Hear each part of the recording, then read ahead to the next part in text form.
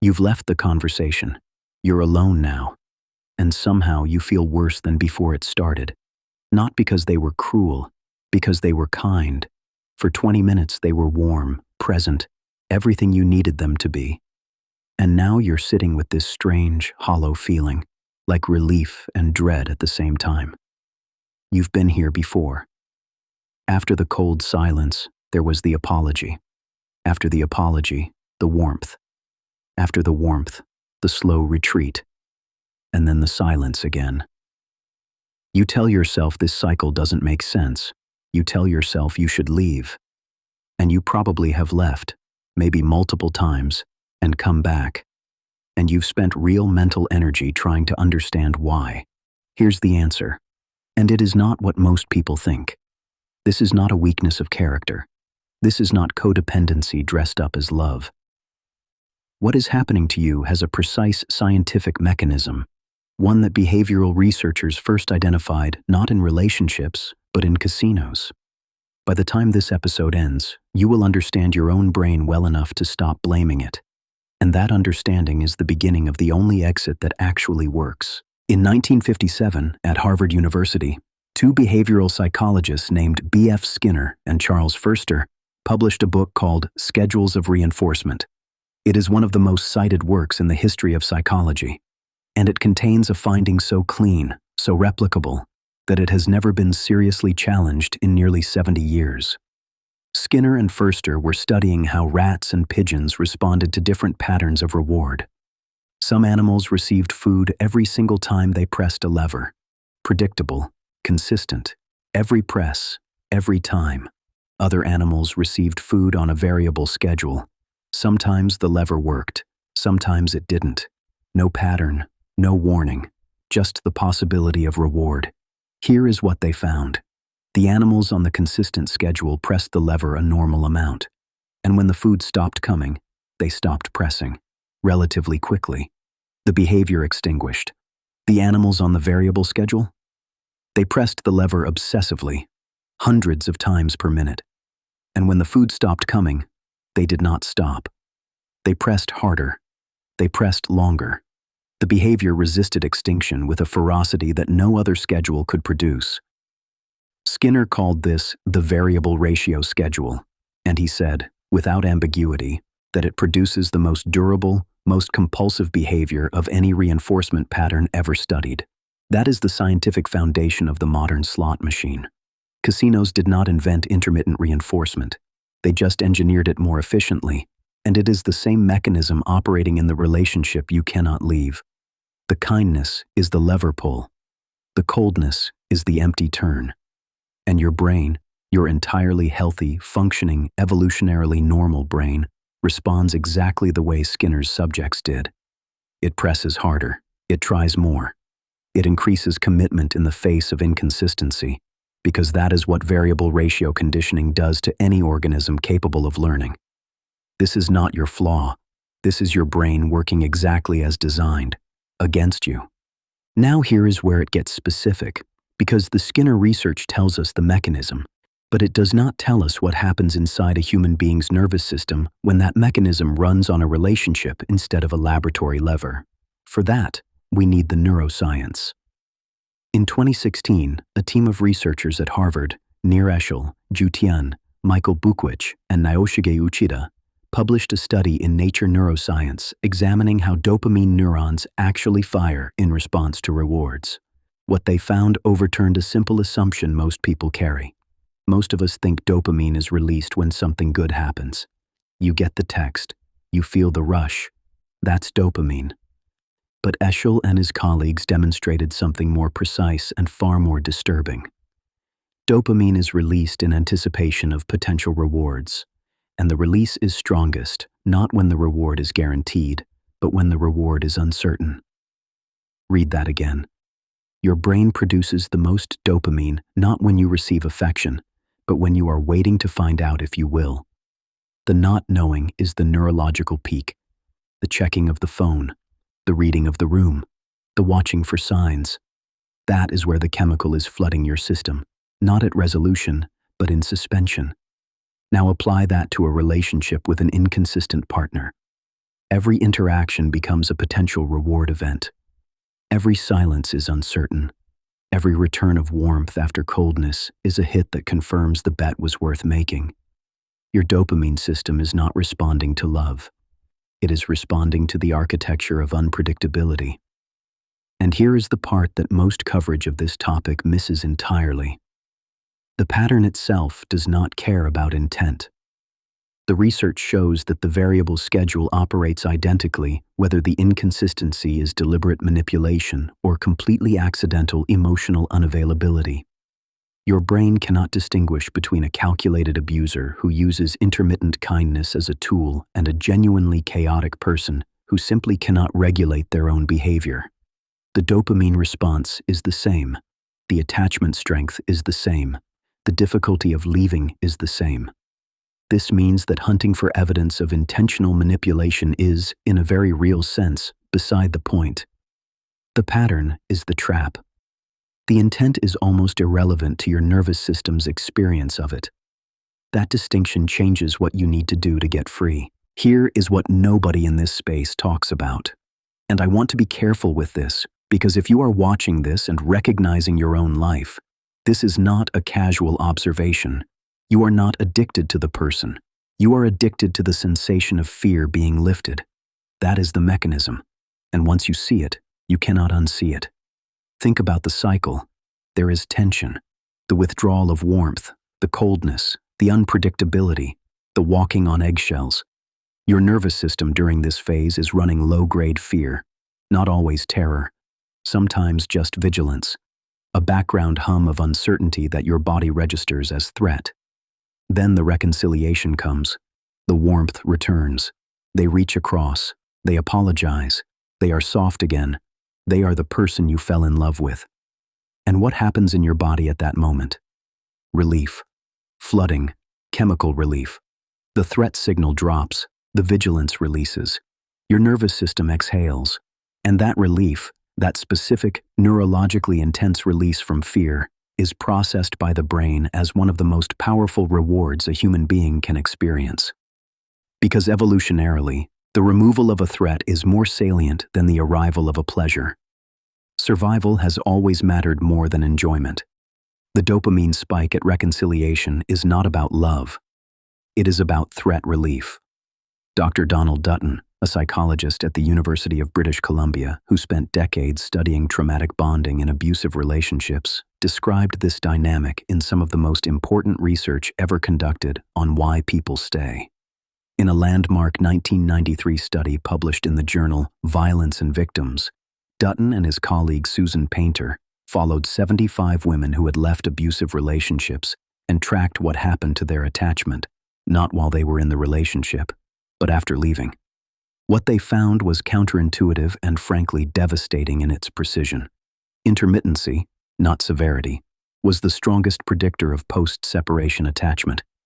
Women who experienced unpredictable cycles of abuse and kindness showed stronger trauma bonds than those who experienced consistent treatment, whether consistently harsh or consistently warm. And those bonds persisted for 6 months after leaving, in some cases longer, not because the women were weak, not because they loved their abusers more, but because the variable schedule had done its work. The nervous system had been trained at a neurological level to treat that specific relationship as a source of profound relief. When the relationship ended, the brain kept waiting for the lever to pay out. That is not a metaphor. That is the neuroscience of what withdrawal from intermittent reinforcement actually looks like. And that is why telling someone to simply leave, as though the decision were a matter of preference, misses everything important about what is actually happening to them. This next idea tends to stop people cold, because it sounds wrong, and then, slowly, it sounds exactly right. Consistent cruelty is easier to leave than inconsistent kindness. Not emotionally easier, not safer, but neurologically easier. If someone is cold and dismissive every single time, no exceptions, no warmth, no repair, the brain's variable ratio system has nothing to work with. There is no uncertainty. There is no potential reward. The lever never pays out, and the conditioning eventually releases. The behavior extinguishes. The same way Skinner's animals stopped pressing when the rewards truly, consistently, never came. People in those relationships often describe a clarity, a flatness. The decision to leave feels painful but uncomplicated. There is no hope sustaining the attachment. The contract is obvious. But now imagine a relationship where 90% of the time the treatment is cold, dismissive, unpredictable, or worse, and 10% of the time it is extraordinary, warm, attentive, everything you ever needed. That 10% is enough. That 10% is more than enough. Because the brain does not average the experience. It indexes on the possibility. And 10% possibility on a variable ratio schedule produces the same compulsive pressing as a slot machine that pays out 1 in 10. Casinos have known this for decades. They engineer their machines to sit just above the payout threshold that triggers this response. Not too often, that makes it ordinary. Not too rare, that makes it hopeless. Just uncertain enough to keep the hand moving. The most painful version of this is when the person you are with is not deliberately calibrating anything. They are simply inconsistent.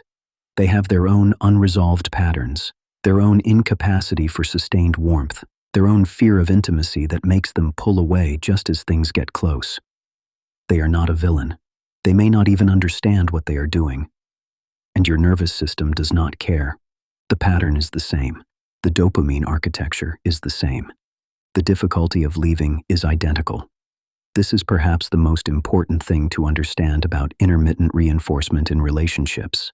The absence of malice does not reduce the harm.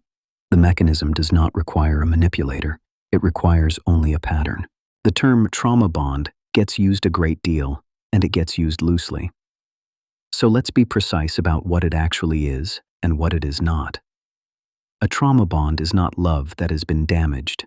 It is a neurological attachment formed through intermittent reinforcement under conditions of fear or threat. The bond is real. The attachment is real. But its structure is fundamentally different from secure attachment, and understanding that difference matters for what comes next.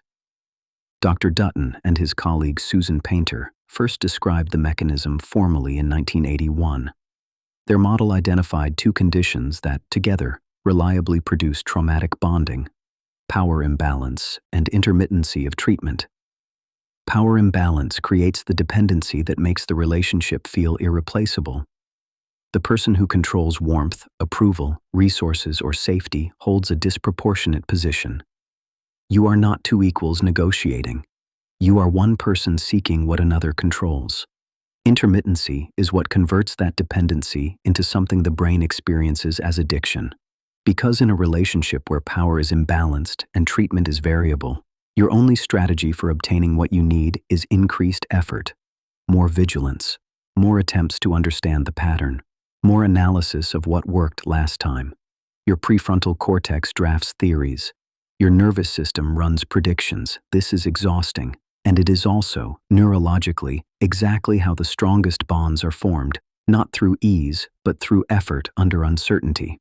There is a name for this in social psychology. It is called effort justification, the well-documented tendency to value things more when we have worked harder to obtain them. Combined with variable reinforcement, it creates an attachment that feels, from the inside, like evidence of profound love. Because the feelings are intense, because the highs are real, because the relief after tension is one of the most powerful positive experiences your body can produce. None of that is fabricated. The experience is real.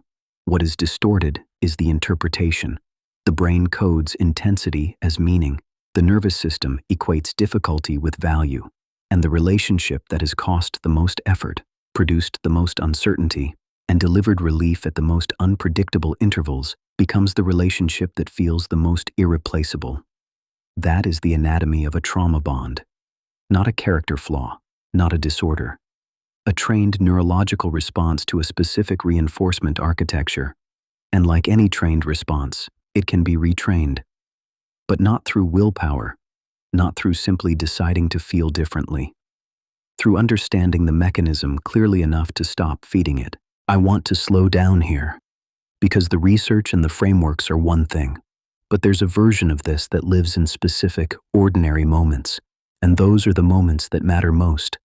You remember the first time you felt it, not the relationship, the pattern inside it.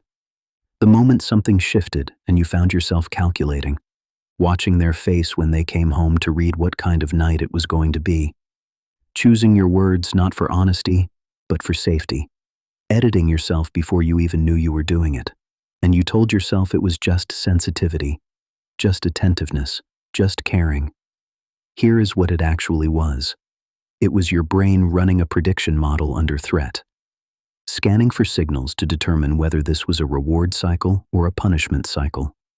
Not because you are anxious by nature, because you had been trained through hundreds of repetitions that reading the room correctly mattered. That is intermittent reinforcement producing hypervigilance, and it is one of the most disorienting experiences a person can have because it looks from the outside and often from the inside like excessive love.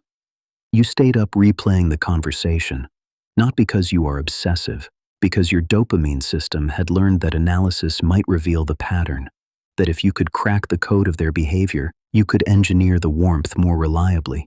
You took the blame, not because you deserved it, because if it was your fault, then it was within your power to fix. And if it was within your power to fix, the reward was still accessible.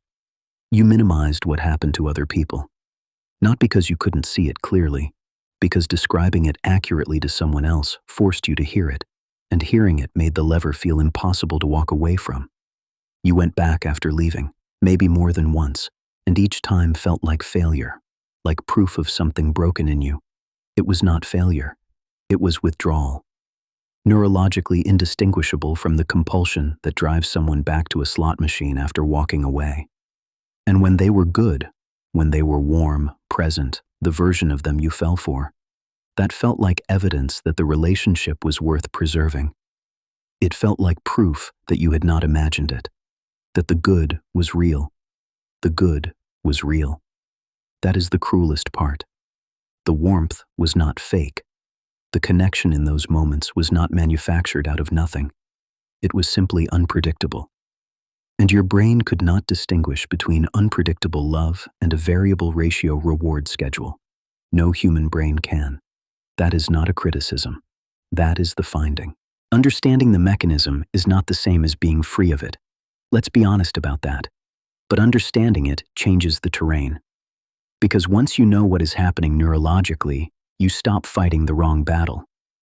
Most people try to leave intermittent reinforcement relationships by building a case. They catalog the bad moments. They remind themselves of the pain. They make lists. And when the warmth returns, when the lever pays out, the case collapses because the good moments are real and the bad ones now feel distant and possibly exaggerated. This is why evidence-based reasoning fails as the primary exit strategy. You are not dealing with a rational cost-benefit calculation. You are dealing with a trained dopamine pathway, and that pathway does not update on argument. What actually interrupts the cycle is different. First, name the mechanism out loud, not the relationship, the mechanism. The sentence is not, "They are bad for me." The sentence is, "My nervous system is running a variable ratio attachment response, and I am in withdrawal." Those are different sentences with different emotional weight. One assigns blame. One describes neuroscience. The second one gives you the clarity to stop fighting your feelings and start working with them. Second, understand that distance is a neurological requirement, not an emotional preference. The reason no contact or structured low contact is so consistently recommended by therapists working with trauma bonds is not punitive. It is pharmacological. You cannot retrain a dopamine pathway while continuing to feed it. Every contact, especially warm contact, resets the conditioning. The lever pays out. The sequence starts again. If setting a boundary could put you at risk, your safety comes first, before any strategy in this video. Third, rebuild predictability somewhere else. The reason intermittent reinforcement created such a powerful attachment is partially because unpredictable rewards stand out against a background of predictability. One way to flatten that contrast is to build consistent, reliable, positive experiences elsewhere. Consistent routines, relationships that deliver warmth without the variable schedule. The brain can learn new patterns, It takes longer than we want it to. But the neuroplasticity that made you vulnerable also makes recovery possible. Fourth, stop demanding that your feelings make logical sense. You may intellectually understand that this relationship harmed you and simultaneously feel a grief that seems disproportionate, or a pull that seems irrational, or a longing that embarrasses you. Those feelings are not evidence that you are wrong about what happened. They are the residual firing of a trained pathway. They will diminish. Not immediately, but they will diminish. Dr. Dutton's research on trauma bonding found that post-separation attachment in intermittent reinforcement relationships persisted up to 6 months. That is a realistic timeline, not a failure. Understanding that the grief has a neurological shelf life, even when it does not feel like it, is one of the more quietly useful pieces of knowledge you can carry. Here is what you now understand that you did not at the start of this episode. The variable ratio reinforcement schedule, first mapped by Skinner and Furster in 1957, produces the most compulsive, most extinction-resistant behavior of any reward pattern ever studied. That pattern operates on human attachment with the same mechanism it operates on a gambler's hand at a slot machine. The dopamine research from Eschel and colleagues at Harvard tells us that the brain's anticipatory response to uncertain reward is stronger than its response to guaranteed reward. Unpredictability is not a bug in the attachment process. Under intermittent reinforcement, it is the fuel. And the finding from Dutton and Painter that stops most people cold. You are not addicted to the person. You are addicted to the relief of fear being lifted. The reconciliation is the hit. The warmth after the coldness is the payout. Your nervous system has been trained to experience threat relief as one of the most powerful rewards available to a human organism. None of this required malice. The pattern operates identically whether the inconsistency was calculated or accidental. The intent of the other person is almost irrelevant to what your nervous system has learned. And consistent cruelty, as counterintuitive as it sounds, is actually easier to leave, because it provides nothing for the variable schedule to work with. It is the unpredictable kindness that creates the trap. You have something now that most people in this situation do not have. You have a name for the mechanism. You know what is happening in the neurological architecture of your own experience. That is not a small thing. Knowledge does not dissolve the pull overnight, but it gives you a framework for understanding what the pull actually is and what it is not. It is not evidence that you belong there. It is not proof that the relationship is irreplaceable.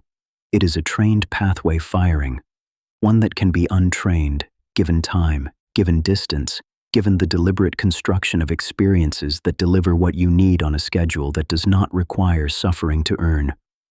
The next episode in this series examines how the person with a dark personality selects who they target, and why the qualities that made you a target are not weaknesses. They are almost always the opposite. Same channel, same unflinching clarity. Now you see it.